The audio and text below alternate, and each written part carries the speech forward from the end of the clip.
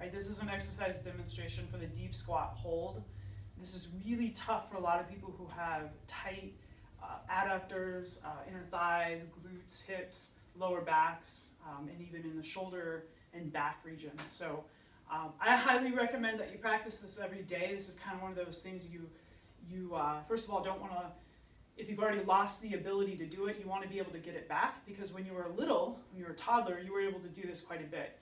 And I talk a lot about this with my clients, but in Southeast Asia, this is how the majority of people go to the bathroom. This is how they eat. This is how they sit. In yoga, there's a name for it, and I cannot recall what it is, so I'm going to call it the deep squat hold. And I would work up to 60 seconds, adding 30 seconds, a minute, working up to 5 minutes of a hold. So if you do yoga already, this is something you're probably very familiar with. If you do not, I recommend slowly interjecting it into a mobility flexibility routine that I'm hoping that you're developing on your own when you're warm, maybe after a hot Epsom salt bath or after a workout. This is something you want to start, one of the important ones you want to start doing on a regular basis. So I'll give you a demonstration. You're going to come down low, feet are wide, just like a squat. You're going to sit down into your heels, insides. Take your elbows, push out the insides of your knees, keep your chest and your head up, and you're just going to hold. And sometimes, with this one, I actually recommend you do kind of fidget around and find a nice cozy position.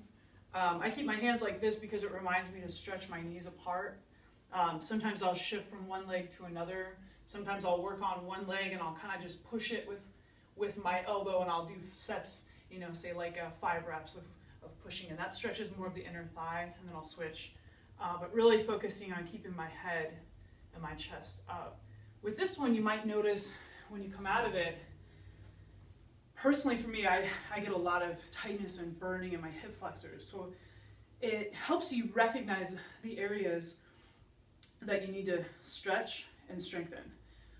So for me, like I said, it's always really the hip flexors when I come up out of that movement.